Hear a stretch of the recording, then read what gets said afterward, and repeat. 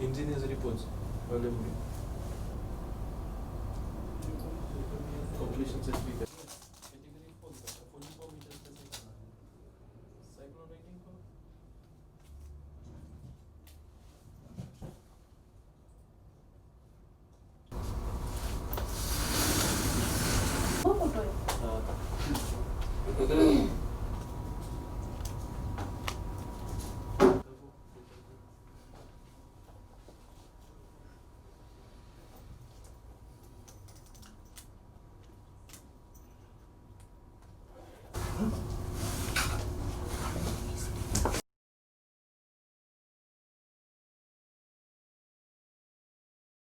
the entire rehabilitation of previous cyclones, all the cyclones. It starts with Winston. We started the situation room with Winston. So from Winston right to Yasa. So why we have put it here so that we can see where the structures are getting damaged more and all that, so that we can focus on good rebuilding, the rebuilding exercises and how or why it's having so much damages around. So if we see it, we have right up to the Gita, Keni, Winston. Winston was this, and Winston was here as well. Koro was very badly done during Winston, and at the same time it has done. The Yasa just passed off Koro, so during this time, all the buildings were very much intact structurally, so to speak. So there was no casualties. The red ones is indicating Yasa. So any new cyclone comes in, we just quickly change the color coding to red so that it depicts us in our mind that needs to be attended first. We don't say that Kandavu and other places are not important, but the processes of rebuilding is already commenced from here. So we will engage through normal tender process, government tender process. The consultant will do the design and detailed damage assessments and all that, and we will move from there. So we have taken out, migrated this information to separate board, which is the current Yasa. So TC Yasa, as you all know, that it has now just days before it was 104 schools, but schools and public buildings, that has increased to 112 as we speak right now. So the reports, our team, 6 of them are still in north, so they're still trying to get to this area, Kumbulao area. So we have some of our projects and some government stations as well. The beauty about this is that we have the TC Yasa has crossed the path and actually has gone past our 118 buildings built after Winston and all that, upgraded, structurally upgraded, and new construction. None of them have suffered any structural damages, so to speak. Cosmetic, downpipe and gutter, that's expected. Right? With wind-driven rain of category 5 level, that wind speed, some leakage is expected, but there is no death. That's one thing that any design side of things that we look into. The beauty about it, so the principal rule is to ensure that there is no casualty in your buildings. So we have achieved that target. As far as the record keeping and all that is concerned, some pictorial. So the first shot is obviously TC Yasa.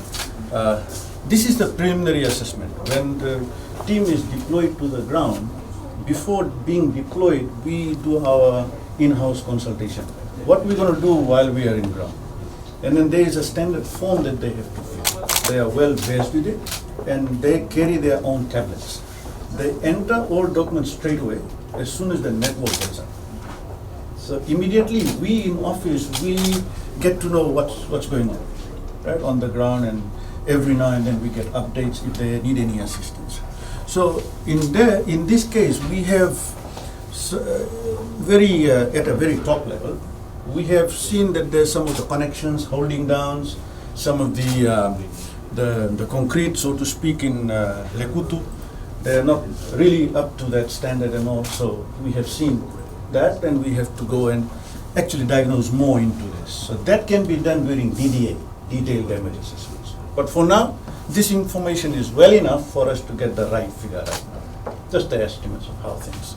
And if you want to see on the Winston side of things, how we have done, the processes may be long, but we are certain that there is no casualties. And no, we are not going to repeat any reconstruction of any of the buildings that we're going to do. So we are here right now. That's initial damage assessment. We will go here on commissioning side of things, but we will go and do our project evaluation again. Whether the school we have done really met its right requirement or not. Because sometimes we build only school, but the norm is that any school for any cyclone and all that is evacuation center. So we want to then work with other stakeholders to say this building is really right for evacuation center of category 5, category 3 or category 2. What we have done with the engineers is all the buildings that we have done here, Winston, if each site is having 10 to 15 buildings, each building has been inspected by engineer and certified accordingly based on the wind speed. So the least they start is 45. So 45 to 78. As soon as it hits 78, that becomes a fully fledged evacuation center. So in a school, to do a full 78 meters or 70 meters per second building and all that, category 5 is going to be very costly. So we did the most practical thing. We do not do the entire school as category 5. We do selected buildings and we have highlighted it to them. So rather than doing all, we've done new construction of 515 buildings, and altogether it's 1,286 buildings. So out of that, Winston, the entire project program that we are handling, so far we have not received any damages around. The few that has gone out, the engineers have already notified that during cyclone we have to be careful about that building. So it's a pre-notification to say that our maintenance has to come up to par. So if we go down to that board, sorry, so that gives more on that's the pictorial side of things. This is more on the theory side of things. So Winston, we go process, some are ongoing, some are completed, commissioned, and these are the contracts that we execute. So by virtue of contract, the contractors, the consultants are held accountable and liable to whatever detailed information they are putting into their documentation. So suppose if we want to get hold of contract, we straight away go to our PM Web, the database that we have invested in, and we retrieve document from there and communicate. There is no big thick document that we print and all that or reprint and give. It's just electronic transfer. We move on to others like Keni, Harold, and this is Yasa. So Yasa, you will see that LC, lead consultant, is still yet to be confirmed. But in other Keni, we have already done that. So that's why the coding has, in the master board, has changed to blue. Basically, there's no red. So we have progressed further. Our concentration is here right now. That's why it's red. Just days before it was 104, now it has gone to 112. So, say if you may, I can show you the... Sure. I think the point to note is, what we've noticed is that the categorization of this building in terms of damage is from R1 to R5. R1, R2 generally are not dealt through CIU, but it's done through the respective agency or ministry. So in this particular case, majority of the schools, so far the reports are that have been damaged through Yasa, including some of the public buildings, are within the category of R1 and R2. At the moment, the discussion we had the other day was that the average cost of each building could be from anywhere from $9,000 to $15,000. There's quite a few of them. So an ad has already gone out in the papers, calling for essentially expressions of interest. And the way to do that would be, as you can see over here, there may be, a lot of opportunity to sort of put, you can call for clusters. So you can have one contractor doing all the schools in this particular area. So you can get, you get speed, plus the fact is that you can get people to be working there, they get money in their pockets, and of course we can do that really quickly. But the great thing is between R1 and R2, most of the damages. R5, of course, the schools have been completely demolished. The discussions we've had also with the Minister of Education is that some of the schools, in particular in Vanuatu, the school roll numbers have dropped significantly. So it may not necessarily be necessary to build the same number of buildings or same number of classrooms. They could do some form of rationalization and have a lot more secure buildings. Because a lot of the buildings, as you saw, like some of the schools over here that were damaged in Yasa are fairly old buildings. You had this building, the entire wall is just wooden, braced, sort of fell over, essentially. And again, the minister was saying they're working with the schools in that respect. So the idea is to very quickly get the schools up and running. I think we'll just go on to that particular software that they have. This has never happened. Just one quick question. So in terms of R1, R2 is quite a number. R3 to you have R5 as well. You have R5. There are some of them are R5. Like the place we went to. Yeah. So again, in the same thing with Lekutu. Lekutu, the secondary school. What the minister is saying that they're talking to the school minister of education, they don't necessarily need all those classrooms up and running.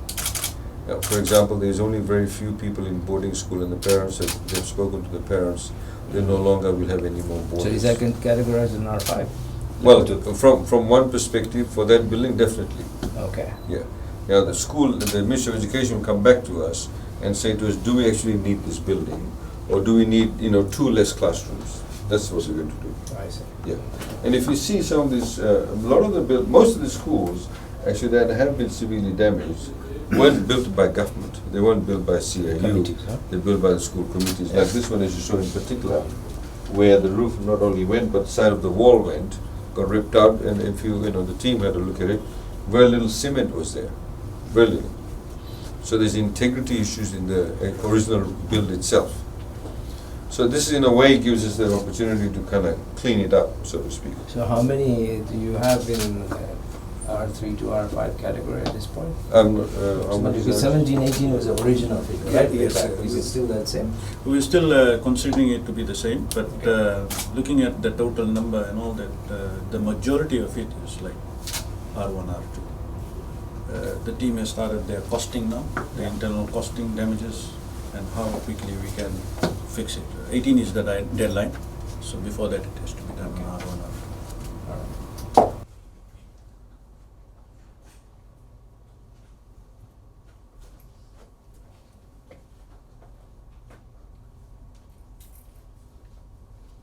We need to have a database where all integrated system, all various reporting, the aspects of reporting, extracting documents quickly. Winston took us close to 6 months to come on board, and then, fortunately we had the donor agencies plus the FIE coming on board quickly to actually work out on the construction or the reconstruction or rehabilitation side of things. So now we have the database. We call it it's Ask SIPU. It's ask about your capital projects. So any update that you want to ask about your projects, so it's there, provided you are having a license to get into. It has a series of the modules.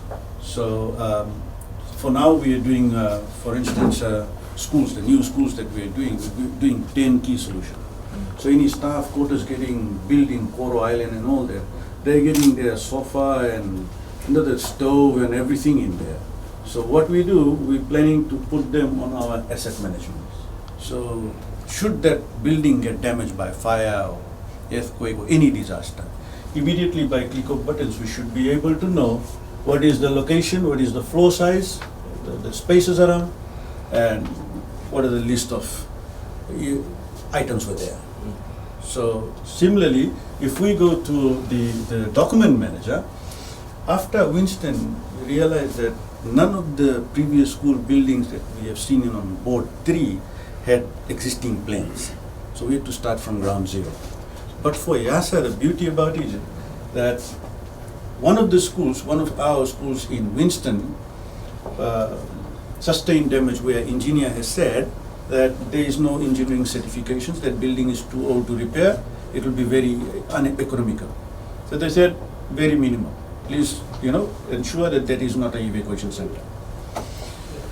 And actually, the same happened. Yasa, the building could not take Yasa. So immediately we went on our database and checked all the drawings, details, documentations of actually what happened.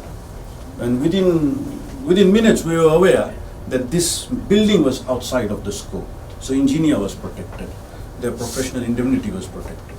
So in that case, we are aware what buildings are really rightful to be an evacuation center and what is not.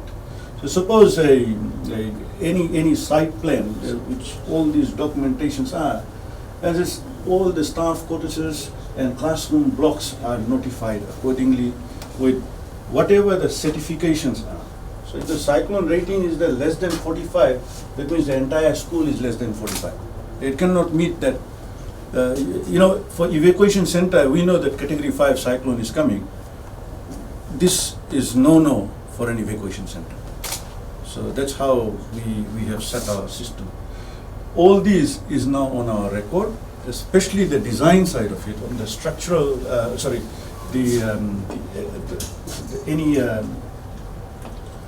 design. So if you want to know what was the roof cladding and all details, we have the designer, we have when they were designed, and then what was the classroom. We go refer back to our site plan, and then if you go down, please.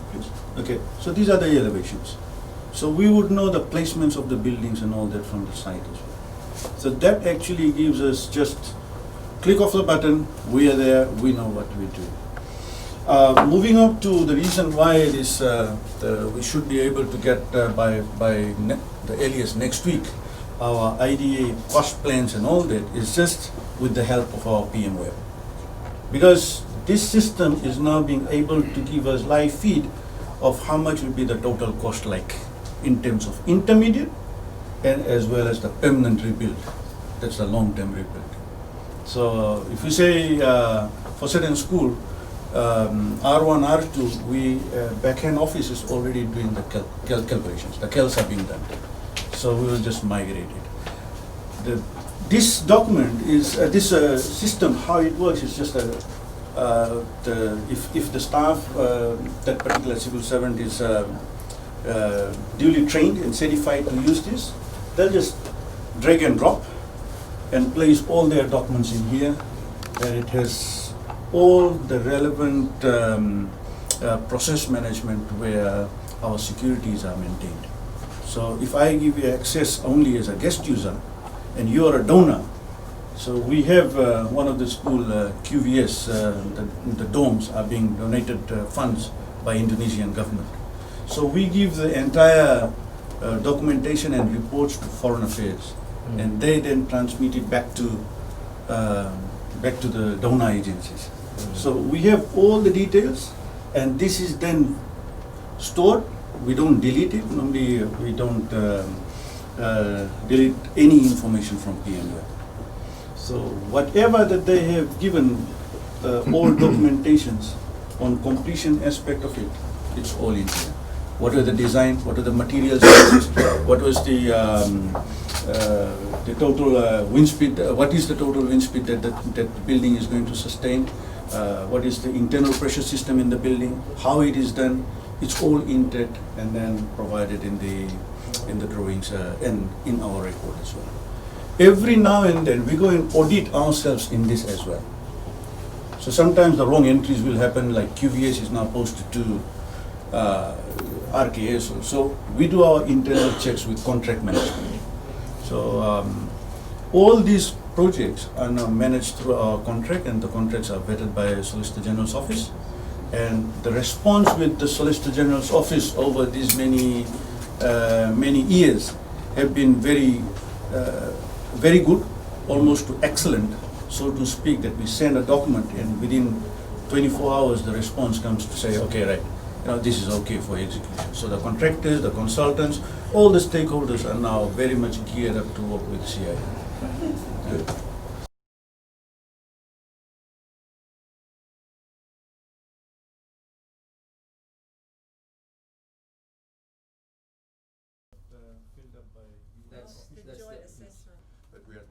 to put that and to be sure that whoever from the international community. He suggested let's do something here. So from there on, that's our integrated database system. So now you know that there is a database that is being developed to link foreign ministry. We essentially were informing them on how the CIU actually works and the type of professionalism that has been built into the units and the work and the assessment being carried out regarding Yasa and of course in respect of the other cyclones. And they were very interested, obviously quite keen in respect of the work that's been done. And they hope to bring a bigger team next week to be able to coordinate with the CIU. A number of donors, as we've seen, and development partners do come through the UN system. So it's important to keep the UN abreast of the work that we are carrying out, in particular through a major department like the CIU, because they are at the forefront in respect of the radio program in this particular instance, in not just the public buildings but also with the schools.